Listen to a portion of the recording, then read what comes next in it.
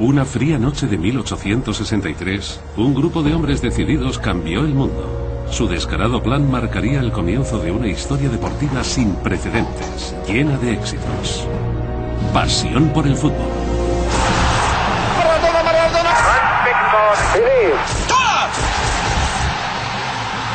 Ningún otro deporte, en ningún lugar del mundo, ha cosechado tanta popularidad.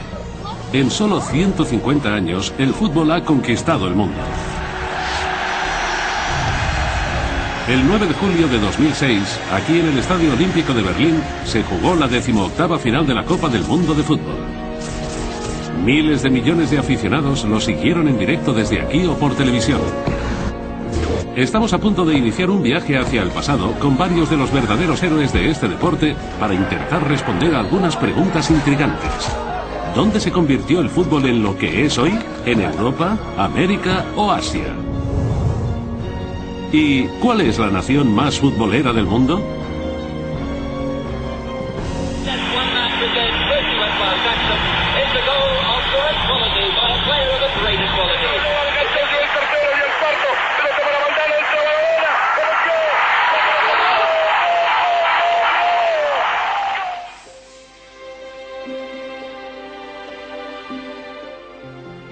La relación hombre-pelota parece un tanto extraña. Pero hasta los bebés muestran una fascinación especial por este objeto redondo y suave que les resulta estimulante y atractivo.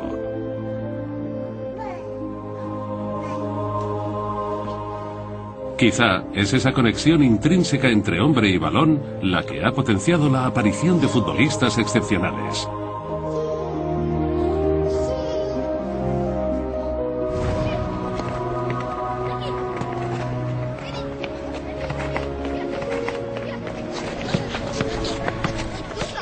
El fútbol es un regalo de Dios.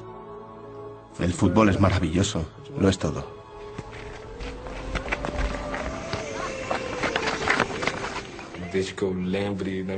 Desde que aprendí a caminar, mi vida se centró en llevar la pelota en los pies. El fútbol es mi vida. Con solo ver una pelota de fútbol me vuelvo loco. Cuando la pelota empezaba a rodar, todos comenzábamos a pasárnoslo bien. Teníamos un jardín detrás de casa y solíamos jugar contra la puerta del garaje. A partir de cierto momento en mi vida, no hice otra cosa más que jugar al fútbol. En mi memoria solo tengo recuerdos míos jugando al fútbol. Si no había pelota, pateábamos una lata o un calcetín por toda la casa. Cuando era pequeño, jugábamos con pomelos, naranjas o balones que nosotros mismos hacíamos con telas. Hacíamos algo redondo que pareciera una pelota, bien redondo, y empezábamos a darle patadas a diestro y siniestro. La magia está en el balón, esa pelota redonda, que bota y que juega conmigo cuando yo juego con ella. Esa es la magia. Ahí es donde empieza todo. Nacemos con una sed insaciable de conocimientos que nos impulsa a investigar todo aquello que nos rodea. De niños exploramos el mundo mediante el juego, pero ¿cuándo y dónde se inició el fútbol como juego de adultos? Es posible que ocurriera en China. Un manuscrito antiguo que data de los tiempos de la dinastía Han, del tercer siglo a.C., hace referencia al fútbol. Según ese documento, futbolistas itinerantes viajaban por aquellas tierras mostrando sus habilidades con el balón.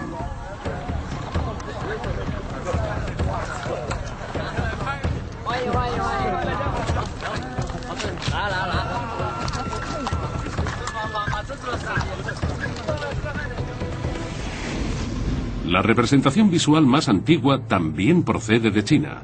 Un bajo relieve de las primeras culturas chinas que se encontró en la Torre Qimu de la provincia de Denfeng.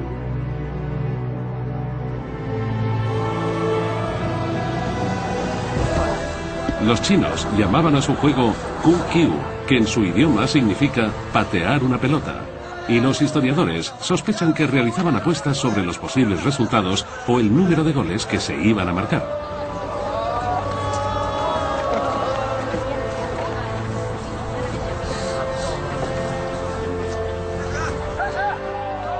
Los equipos contaban con 6 jugadores y los partidos solían celebrarse durante festividades varias.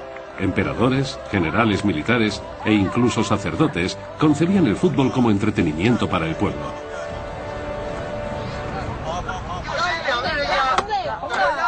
Originariamente, el partido tenía como objetivo mejorar la agilidad y la seguridad de los soldados y reforzar su valentía a la hora de luchar. Las destrezas básicas del juego consistían en una mezcla de habilidades del fútbol y el voleibol actuales.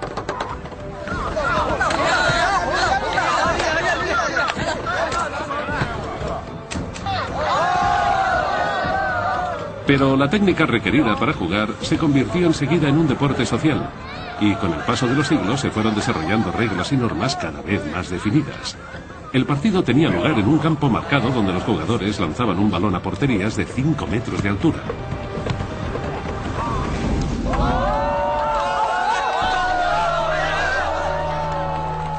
Los jugadores recorrían el país como profesionales del balón y emocionaban allí a donde iban a los primeros aficionados, quienes los recompensaban con dinero y regalos por sus habilidades con el esférico.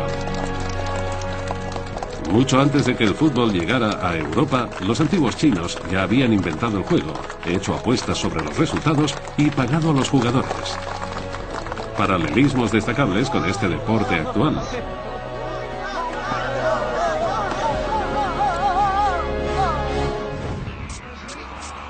Hoy en día, el fútbol se ha modernizado considerablemente. Con ayuda de tecnología punta, analizamos cada paso, movimiento y pase de los jugadores. El fútbol se está convirtiendo en un juego cada vez más técnico. Si hace 10 años le hubieras preguntado a alguien cuál era el papel de la estadística en el fútbol, se habría reído de ti. Sin embargo, ahora el rendimiento de los futbolistas y los datos relativos al juego forman parte íntegra de este deporte. Entrenadores y directivos siguen buscando, entre innumerables cifras, estadísticas y gráficas, puntos débiles aún sin descubrir de los mejores jugadores y equipos. Y los números no mienten.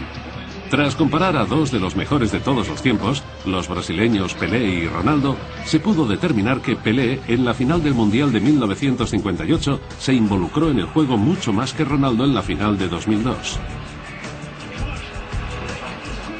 La leyenda alemana del fútbol, Franz Beckenbauer, también ha depositado su fe en el poder de los números. Cuando entrenaba a los alemanes, tras coger el relevo de Erich Ribbeck, tenía un partido contra el MSV de Duisburgo y me aferré a los análisis estadísticos de su trayectoria, ya que era el equipo más débil de la Bundesliga en condiciones estándar. Y ganamos el partido 4-0. 3 de los goles los marcamos en condiciones estándar. La ciencia está revolucionando el fútbol. Entrenadores y jugadores se ven cada vez más presionados por el constante análisis de sus movimientos. ¿Qué sector que ve pasar transacciones de varios millones de euros no los invierte en investigación? Es lo normal y creo que debe ser una característica intrínseca para que evolucione el juego.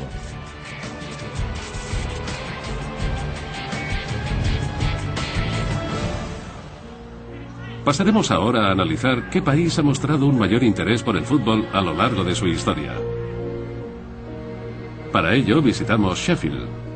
Esta ciudad industrial del norte de Inglaterra vivió uno de los momentos claves de la historia del fútbol, la creación del primer equipo de fútbol del mundo.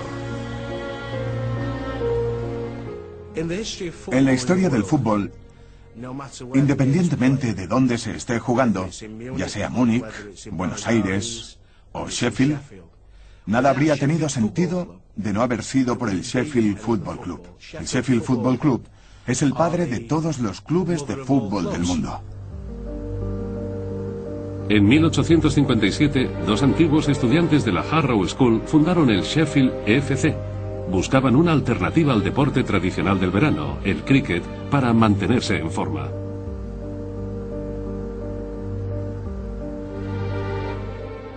Nuestro apodo es el club. No somos un club más, sino el club. Sheffield FC se fundó 3 años antes que el segundo equipo de fútbol más antiguo del mundo. Como éramos un club, lo habitual era que jugásemos entre nosotros y los partidos fueran entre miembros del club.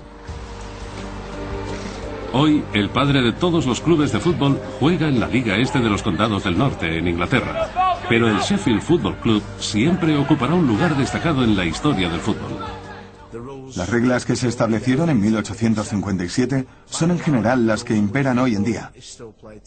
Por esa simple razón, el mundo entero del fútbol está en deuda infinita para con el Sheffield Football Club. No podemos subestimar la importancia de ese hecho. En 2003 le escribí a la FIFA con motivo del centenario que se celebraba en París el año siguiente. Y la FIFA me escribió de vuelta para invitar al Sheffield a asistir a la conferencia en la que nos otorgaron la Orden del Mérito junto al Real Madrid.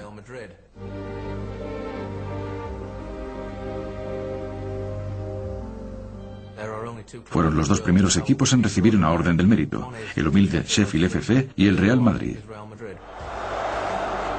En 2007 el Sheffield FC cumplió 150 años de historia. Aficionados al fútbol de todo el mundo le deben a este pequeño club inglés un agradecimiento eterno.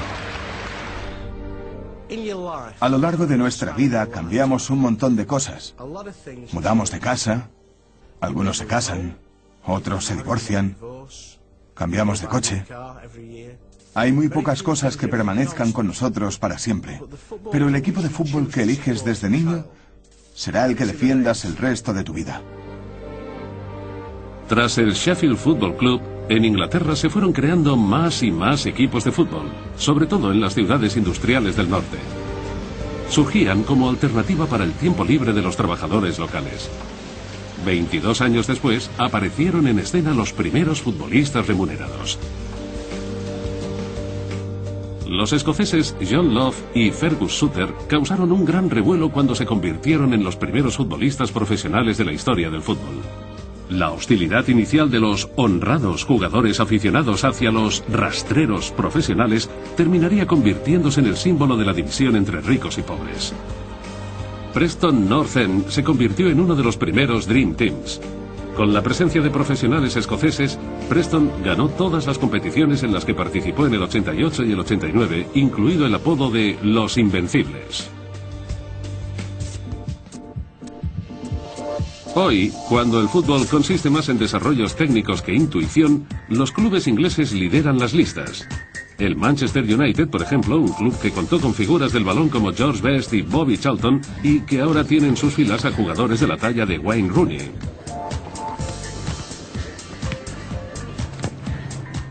El Manchester United fue el primer equipo europeo en desarrollar una estrategia de marketing mundial a principios de los 90. Su objetivo principal fue el mercado asiático, principalmente Japón y Corea, para aumentar la popularidad de su equipo por aquellos lares.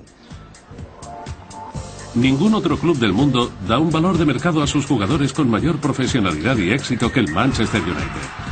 El mejor ejemplo es David Beckham, que se ha convertido en un icono publicitario. Fue una estrategia que realmente dio sus frutos a mediados de los 90, cuando David Beckham empezó a jugar. Por entonces, las ventas de productos asociados al equipo ascendían a 3 millones de euros al año. Cuando Beckham fichó por el Real Madrid en 2003, las ventas alcanzaron los 33 millones. El fichaje de David Beckham por el Real Madrid le aseguró la condición de estrella multimillonaria dentro de la industria del fútbol. I'm very excited, you know, I'm signing for Real Madrid, and that for anyone in football is a massive thing. So for me, it's, you know, it's a dream come true. ¿Es suficiente con jugar en un gran club para convertirse en un gran jugador? Beckham tiene mucha competencia al respecto, sobre todo desde Brasil.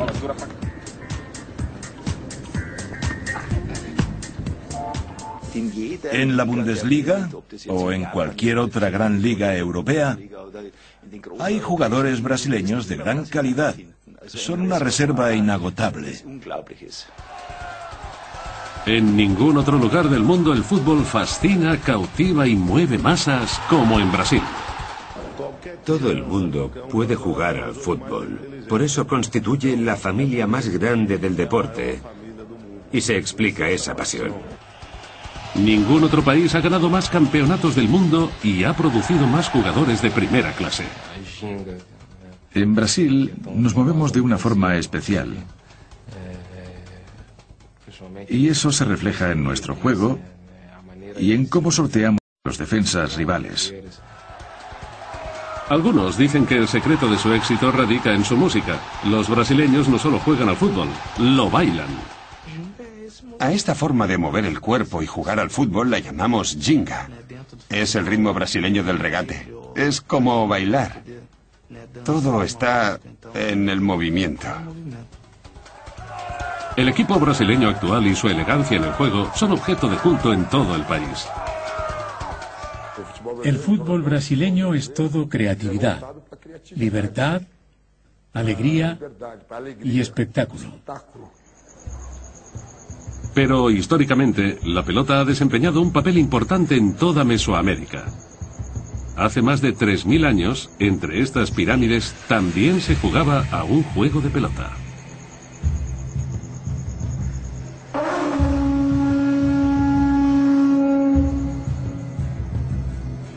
En numerosos complejos templarios antiguos se han encontrado campos de juego, dado que, en las culturas primitivas de América Central, el fútbol formaba parte de muchos rituales religiosos. Durante la preparación antes del juego divino, los jugadores bebían un extracto de cactus especial que, supuestamente, les daba valor y aliviaba el dolor.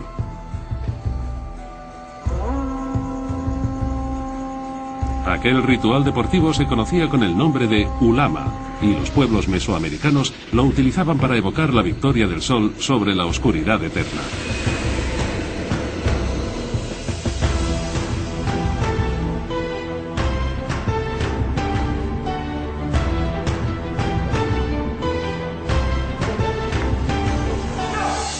Dos equipos de entre 3 y 5 jugadores usaban caderas, rodillas, nalgas y codos para propulsar una pelota de goma compacta.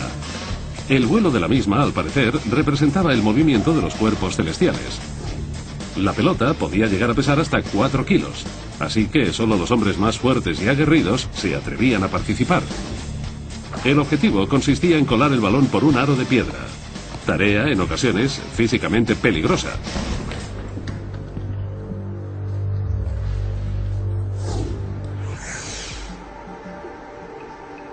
En el Instituto de Ciencias del Deporte de la Universidad de Colonia se están llevando a cabo varias pruebas únicas. Con un muñeco para pruebas de choque, varios investigadores intentan determinar los riesgos a los que se enfrentaban los jugadores aztecas y mayas de este deporte. ¿Ponían en peligro sus vidas los mesoamericanos? Con esta prueba intentarán arrojar algo de luz sobre los efectos de una bola de goma compacta que choca contra el cuerpo humano.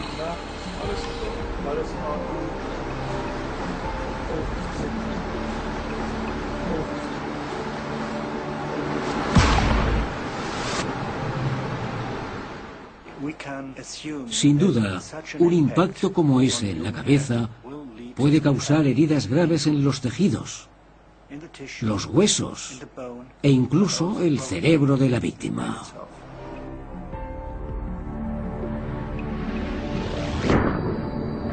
Un despiste mínimo en la pista y las consecuencias podrían ser fatales.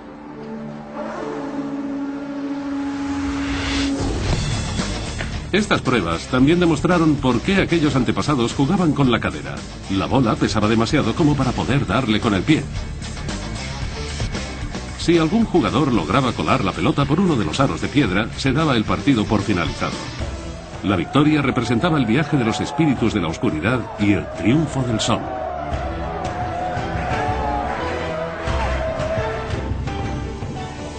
A este juego se asocian también diversos sacrificios humanos. Se cree que, tras algunos partidos, se decapitaba al equipo perdedor en una ceremonia que honraba al dios Sol.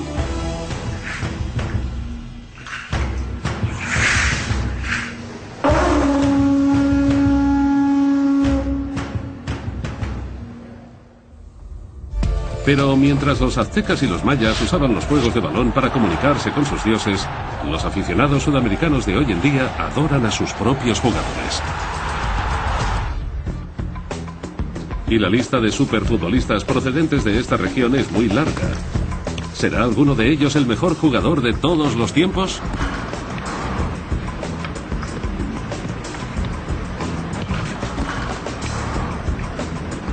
La técnica de Ronaldinho y su gran capacidad para disfrutar jugando lo han convertido en una de las estrellas del panorama actual. Pero como él, ha habido y hay otros héroes presentes y pasados, entre los que se incluye Diego Armando Maradona, el número 10 de Argentina, que deslumbró al mundo con su gran habilidad sobre el campo de juego.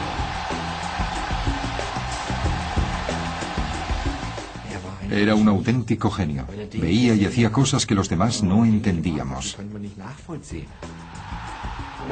Maradona, como mucha gente sabe, fue uno de los mejores jugadores de la historia del fútbol.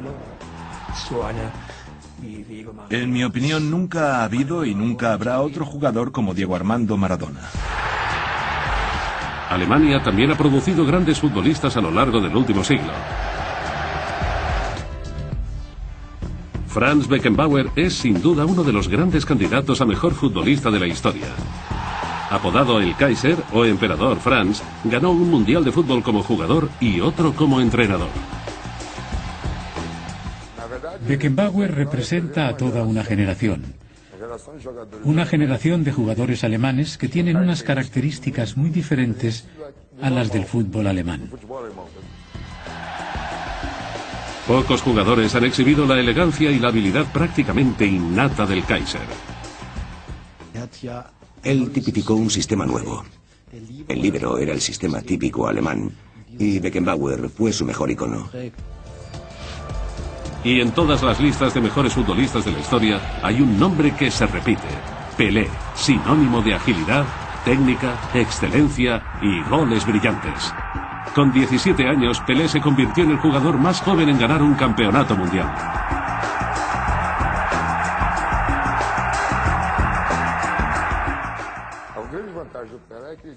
Pelé tenía una forma física envidiable que le permitía jugar siempre a un nivel altísimo.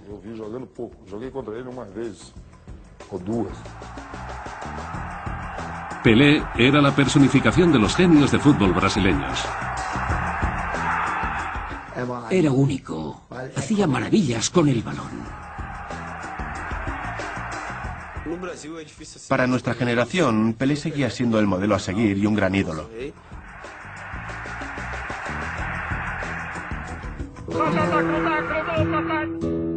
Pero la lista de los mejores jugadores del mundo contiene un nombre casi desconocido, el de una estrella de fútbol que marcó más goles que Pelé, Maradona o Beckham, y cuya historia personal es más increíble que cualquier otra historia de este deporte.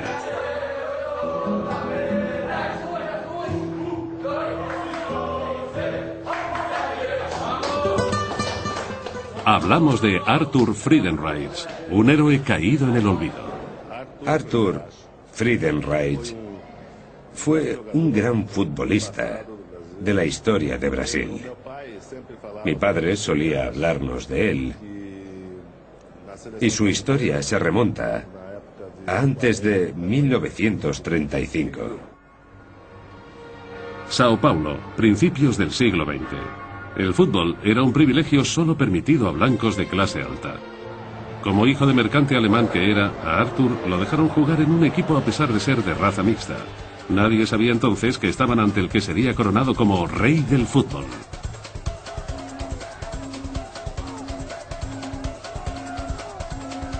Arthur empezó a jugar en clubes brasileños con 17 años.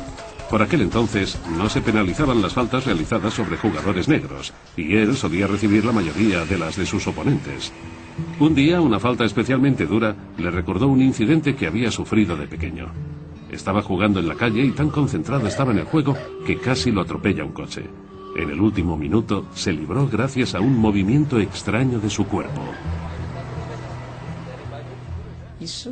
Oscar, el padre de Friedenreich, le permitió jugar al fútbol en el equipo Germania. Aquello cambió la historia del fútbol para siempre.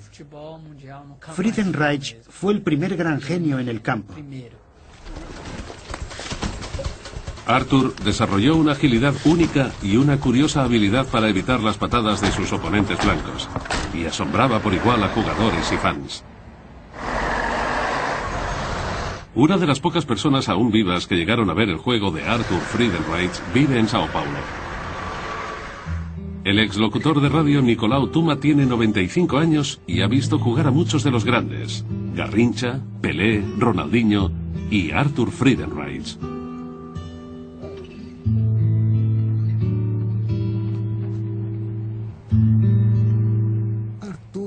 Estábamos comenzando. Y el fútbol estaba restringido a unas pocas personas, a unos grupos limitados. De la noche a la mañana, Arthur Friedenreich se convirtió en una leyenda brasileña. En la final del Campeonato Sudamericano de 1919, Brasil batió a su mayor oponente, Uruguay, por 1-0. Aquel gol de importancia infinita lo marcó Arthur Friedenreich, dándole a Brasil su primer título internacional. Por primera vez, los periódicos brasileños cubrieron sus portadas con imágenes de un partido de fútbol. Y a partir de aquel día, jugadores y aficionados apodaron a Friedenreich el Tigre. Friedenreich para el fútbol. Por ejemplo, la prensa brasileña solía dedicar más cobertura a las carreras de caballos. Pero con aquel gol mágico, Arthur catapultó el fútbol de una nota al pie, hasta los titulares de la prensa nacional. Friedenreich dio popularidad al fútbol. Pero la historia de Arthur Friedenreich era también triste. Él fue el primer jugador negro que formó parte del combinado nacional brasileño. Un jugador que tuvo que luchar mucho para hacerse hueco en un deporte de blancos. Para evitar confrontaciones con aficionados que desconfiaran de sus raíces africanas y provocaran problemas racistas antes de los partidos, Arthur escondía su cabellera rizada bajo una red que se ponía en la cabeza. Su habilidad exquisita allanó el terreno para futuras generaciones de futbolistas negros en Brasil.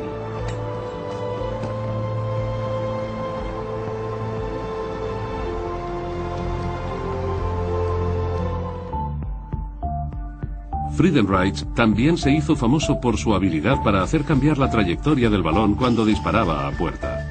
Esta técnica está siendo sujeta a pruebas en la Universidad Alemana de Colonia. El jugador alemán Marcel Janssen participa en el estudio.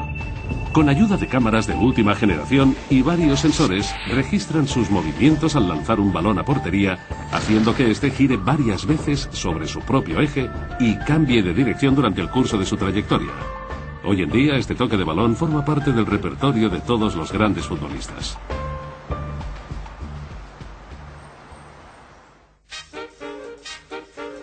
El momento estelar de Arthur Friedenreich se produjo cuando el combinado nacional brasileño viajó a Europa por primera vez. Estas son las únicas imágenes en movimiento de Arthur en plena acción. Se grabaron en París durante un partido contra un equipo francés. Los brasileños ganaron 7-2.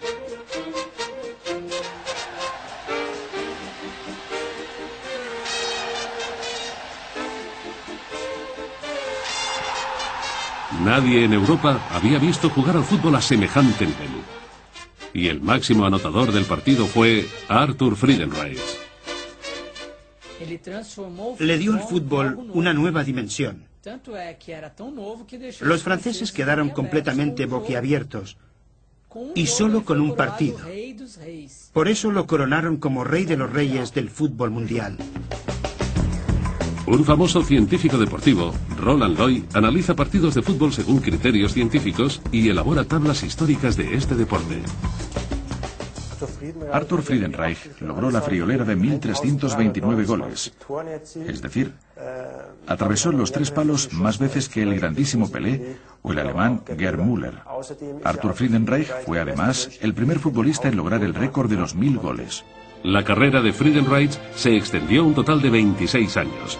Jugó al más alto nivel hasta cumplir los 43 y divirtió a propios y extraños sin cesar, incluyendo a miembros de la prensa como Nicolau Tuma.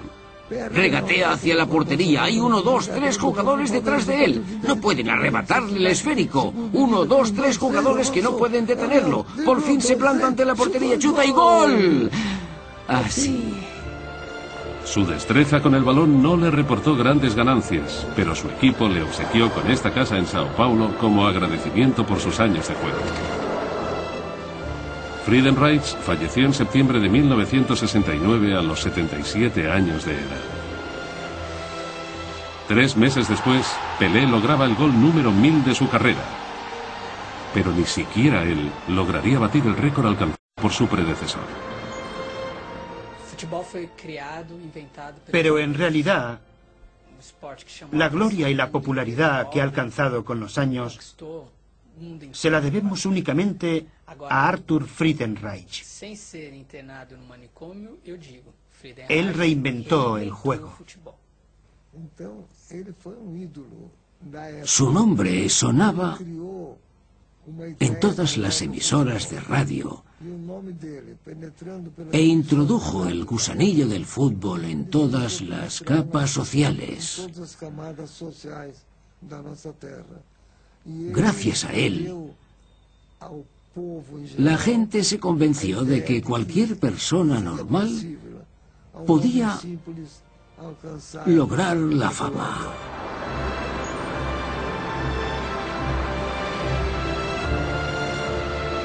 Arthur Friedenreich fue la primera superestrella de la historia del fútbol y ahora yace en el cementerio de atletas de Sao Paulo, la misma ciudad donde inició su gloriosa carrera.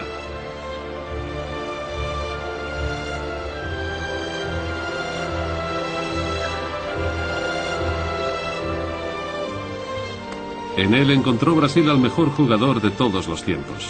Pero, ¿sería capaz de mantenerse en la lista si jugase hoy en día? ¿Serían capaces los héroes del ayer de igualar a los profesionales actuales?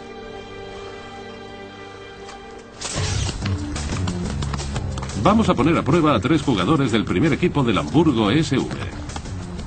Los jugadores demuestran su habilidad con la pelota y su destreza al chutar con el esférico y las botas que usaron en el último mundial.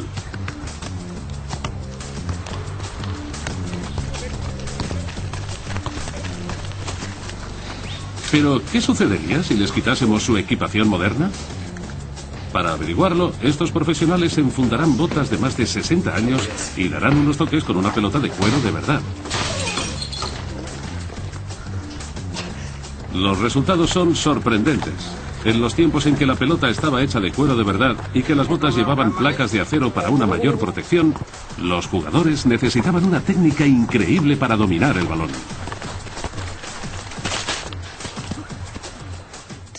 Se parecen mucho a botas de trabajo. No tienen agarre porque no llevan tacos. Y la verdad es que al rato ya me habían salido ampollas. La diferencia principal es que al principio las pelotas son igual de ligeras, pero cuando llueve, la de cuero verdadero coge mucho peso y es más difícil jugar con ella.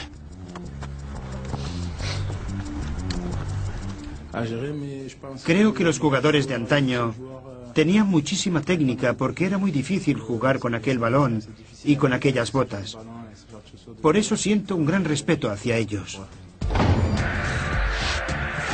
La equipación puede ser decisiva en el fútbol, como por ejemplo en aquella final del Mundial de 1954, que los alemanes les ganaron por 3-2, inesperadamente, a los húngaros, que eran favoritos.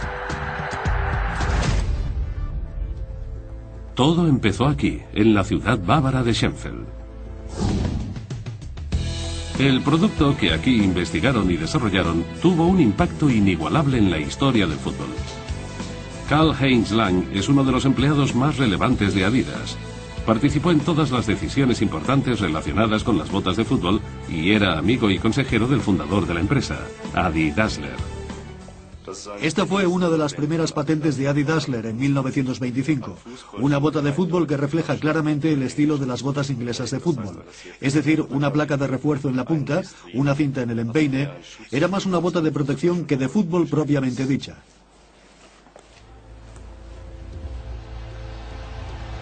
Llovía con fuerza aquel día de 1954 en la final del Mundial de Berna, Suiza. Para el joven equipo alemán, llegar a la final era ya un hito. Josef Sepp Herberger supervisaba el equipo y a su lado Adi Dassler, el hombre responsable de las botas de su equipo. El propio Dassler era un apasionado del fútbol y un aguerrido atleta que jugaba con frecuencia al hockey sobre hielo. Él fue quien creó la primera bota con tacos en 1925. Pero su gran golpe llegaría en 1936, cuando Jess Owens ganó 4 medallas de oro en los Juegos Olímpicos de Berlín, calzado con zapatillas de Adi Dassler. Tras la Segunda Guerra Mundial, Dassler registró las 3 franjas como marca propia. Aquellas franjas habían formado originariamente parte del sistema de refuerzo de las botas, pero acabaron convirtiéndose en el símbolo de una empresa de alcance mundial. El fabricante de zapatillas alemán experimentó con muy diversos materiales. En el año 1949, Adi Dassler creó por primera vez los tacos intercambiables, aunque el sistema no era perfecto.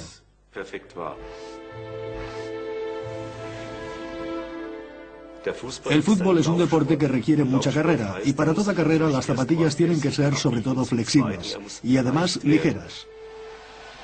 Para la Copa del Mundo de 1954, Dassler había desarrollado una bota de fútbol ligera que dio a los jugadores alemanes una ventaja insuperable.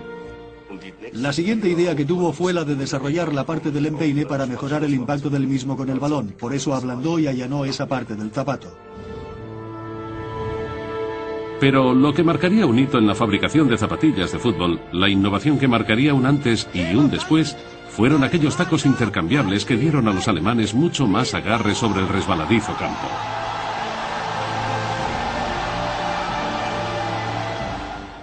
Los alemanes quisieron jugar con las botas nuevas en cuanto las vieron, y los húngaros también lo habrían hecho si les hubieran dejado. Al menos fue lo que nos dijeron antes y después del partido, cada vez que se acordaban de por lo que habían pasado. Sobre todo el portero, que encajó el 3-2. Conocían la existencia y las ventajas de estas botas, pero estaban obligados a jugar con unas botas de fabricación húngara. Ese fue el problema. Por primera vez, un avance técnico afectaba al resultado de una Copa del Mundo. La sorprendente victoria de los alemanes sobre el legendario equipo húngaro era también una victoria personal para Adi Dassler. Los alemanes ganarían 2 títulos mundiales más con aquellas botas de triple franja.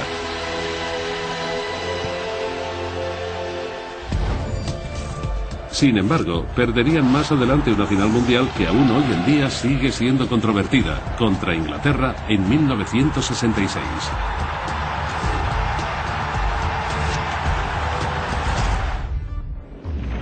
Hay otra historia futbolística, si cabe aún más sorprendente, que une a estas dos naciones. Ocurrió durante la Primera Guerra Mundial en Flandes de 1914. Las competiciones deportivas habían dejado lugar al sangriento negocio de las guerras y ya se había cobrado miles de vidas inocentes.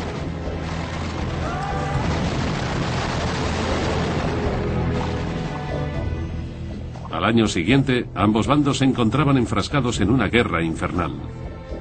Muchos de los hombres en el frente de batalla eran jóvenes que iban perdiendo vitalidad. Entre ellos, un tirador británico de 19 años, Bert Felsted.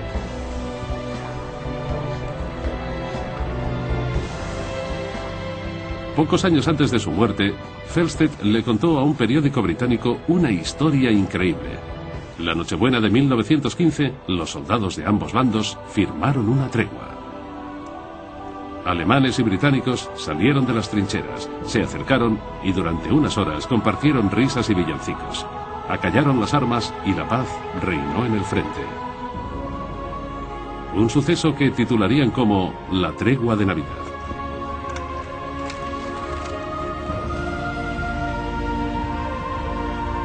Pero no fue lo único sorprendente. Durante media hora se olvidaron de matar y, como amigos, organizaron un partido de fútbol. Bert Felsted fue un testigo más de aquel partido extraordinario durante el cual el sueño de un acuerdo de paz llegó a parecer posible.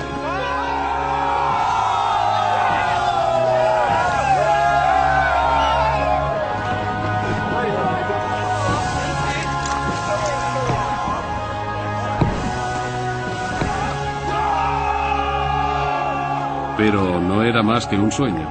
A la mañana siguiente, Bert Felsted resultó gravemente herido y la guerra continuaría 3 años más.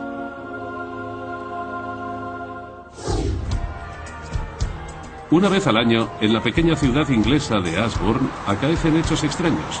Las tiendas cierran, los habitantes aseguran puertas y ventanas y la policía incrementa las rondas de vigilancia.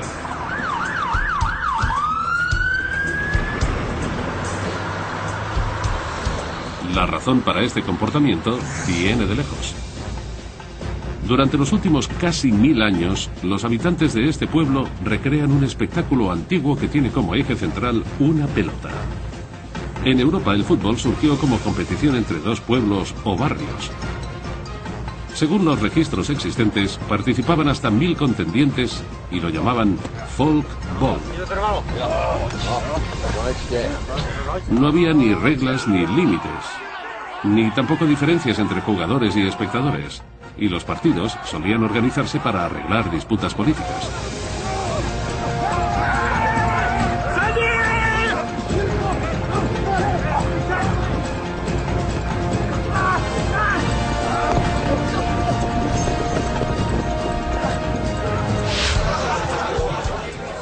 En Ashbourne, la tradición del folk ball se ha mantenido hasta la actualidad y todos los años celebran un partido durante el martes de carnaval. Los habitantes del pueblo se dividen en dos equipos. Los de arriba, a un lado del río Henmore, y los de abajo, al otro.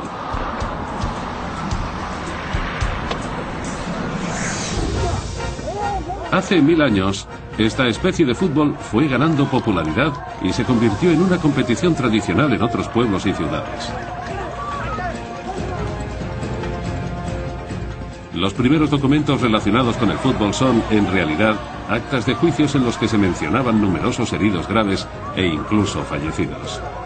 Muchos de los incidentes se debían al hecho de que los participantes solían llevar consigo sus propias armas durante el partido. Un documento de Oakland registra la primera víctima mortal del fútbol inglés, del año 1280.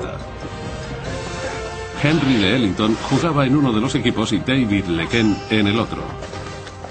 Este último no se había quitado el cuchillo que llevaba atado al cinturón. Durante el partido, los dos jugadores chocaron de frente y el cuchillo se clavó en el pecho de Ellington. Teniendo en cuenta lo ocurrido, no es de extrañar que la corona tomara cartas en el asunto. En 1313, el rey Eduardo II prohibió el juego e impuso penas de cárcel para aquellos que osaran saltarse dicha prohibición. La Iglesia también se hizo escuchar al respecto y terminaron relegando el fútbol únicamente para los días festivos y el martes de carnaval. Justo cuando en la ciudad de Ashbourne se celebra el tradicional partido.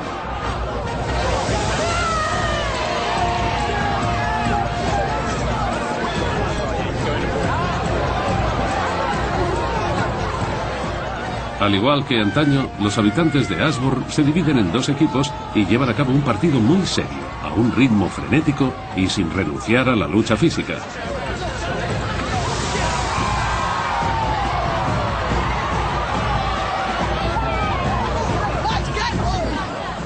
Y al igual que en la Edad Media, el partido termina bien adentrada la noche.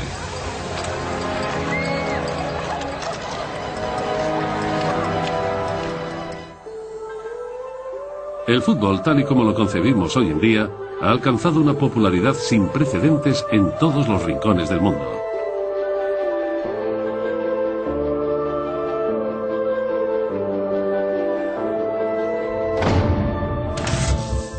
Todo el mundo puede jugar al fútbol. Por eso constituyen la familia más grande del deporte y se explica esa pasión. Las reglas de fútbol no son excesivamente complicadas, pero es un juego que requiere destreza, reflejos y concentración. No requiere de muchas cosas. Con un balón es suficiente. Puedes jugar en cualquier sitio, en la calle, en un parque. Salíamos a la calle e intentábamos hacer de todo con la pelota. Mejorar el toque, chutar. Sin darte apenas cuenta era práctica y práctica, pero te lo pasabas bien en la calle.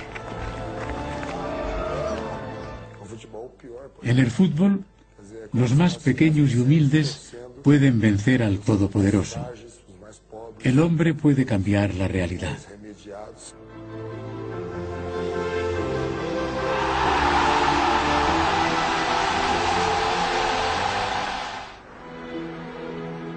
Italia también ha desempeñado un papel crucial en la historia del fútbol, pero quizá la cuna del fútbol europeo moderno se encuentre en Florencia.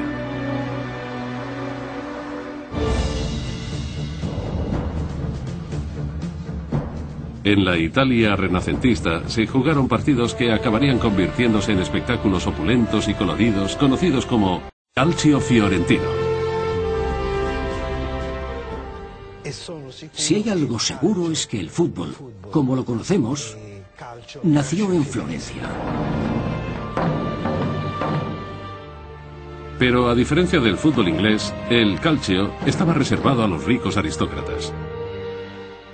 Los florentinos se tomaban el llamado calcio muy en serio desde el inicio.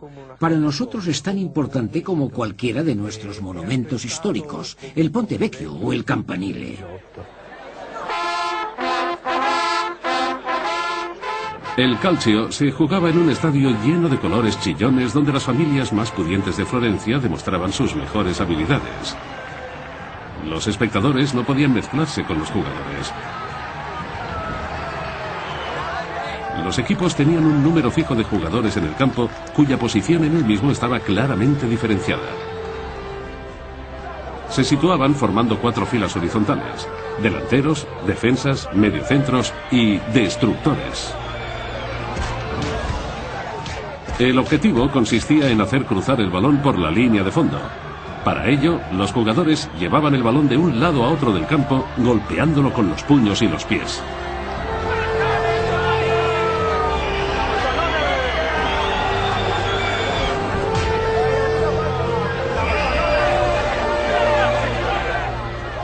Fue en el calcio italiano donde se introdujeron al mundo del fútbol las pancartas y las banderas al viento y los primeros uniformes por equipos. Aquel viejo espectáculo de rudos jugadores a golpe limpio por conseguir su objetivo se sigue jugando en Florencia hoy en día. Pero el acontecimiento más importante en la historia del fútbol, y que posiblemente marca la nación más futbolera de todos los tiempos, se encuentra en este libro. Cuenta la historia de un hombre que a punto estuvo de evitar que se inventara el deporte más famoso del mundo.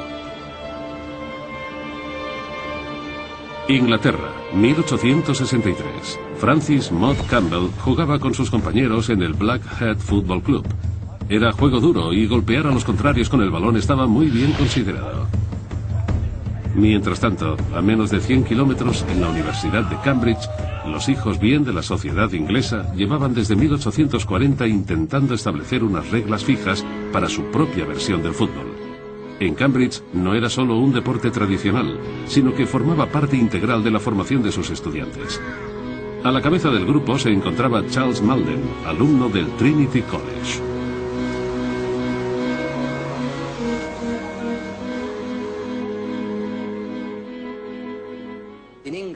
En Inglaterra el fútbol empezaba a jugarse en todas las grandes escuelas públicas de la época victoriana: Eton, Harrow, Winchester, y en cada una había unas reglas distintas. Algunos podían coger el balón, otros no. Algunos podían correr con el balón, otros no. Cuando aquellos estudiantes dejaban su colegio habitual y llegaban a Cambridge, a la universidad, querían jugar entre ellos. Por eso necesitaban establecer una normativa común que les permitiera entenderse sin problemas.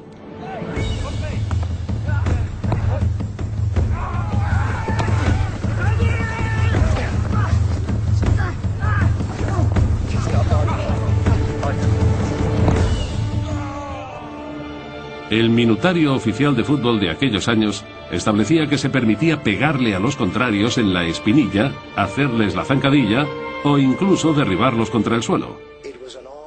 Había 2 facciones muy dispares. Por un lado, los que querían poder coger la pelota con las manos, además de darle patadas. Los aficionados al rugby. Por otro, estaban los más aristócratas, aquellos que decían: ¿tocar la pelota con las manos? No, gracias. En las universidades de Oxford y Cambridge, las patadas o bloqueos al contrario no estaban bien vistos. Y también desaprobaban que se cogiera la pelota con la mano. Los jugadores preferían limitar el juego a los pies.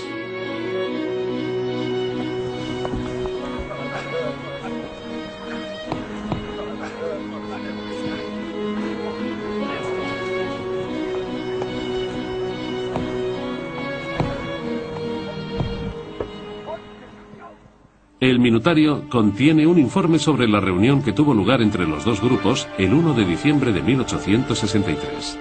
Entre los asistentes estaba Francis Mott Campbell, ya tesorero de la recién fundada Asociación del Fútbol de Inglaterra. El mencionado acontecimiento histórico tuvo lugar en la taberna de Freemason, en la calle Great Queen Street de Londres. Durante 6 semanas, los dos grupos habían intentado diseñar un conjunto de reglas en común. El escándalo que prosiguió aquella reunión alteraría la evolución del fútbol para siempre.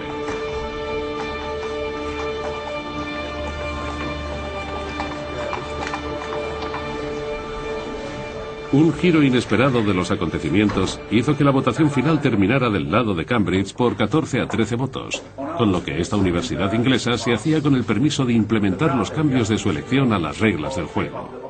De ese modo, y a partir de aquel momento, al fútbol solo se podría jugar con los pies, y quedaba prohibido coger la pelota con la mano o golpear y tirar a sus oponentes. Campbell acusó a los aristócratas allí reunidos de traicionar aquel maravilloso juego. Pero la decisión estaba tomada, y nacía así lo que hoy conocemos como fútbol. Las reglas que añadieron los miembros de Cambridge se incluyeron aquella misma noche al minutario.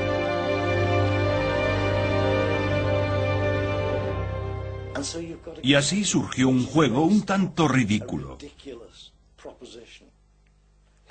Aquí tenéis una pelota. Ahora jugad con ella sin usar las manos. No hay ningún otro juego o deporte de balón que te prohíba usar la parte más obvia de tu cuerpo. Pero aquellos aristócratas, que por entonces gobernaban el imperio más grande del planeta, preferían hacer las cosas difíciles. Francis Mott Campbell se marchó de la reunión en señal de protesta. Años más tarde se fundó la Rugby Football Union, un deporte mucho más acorde con las reglas que él quería para el juego.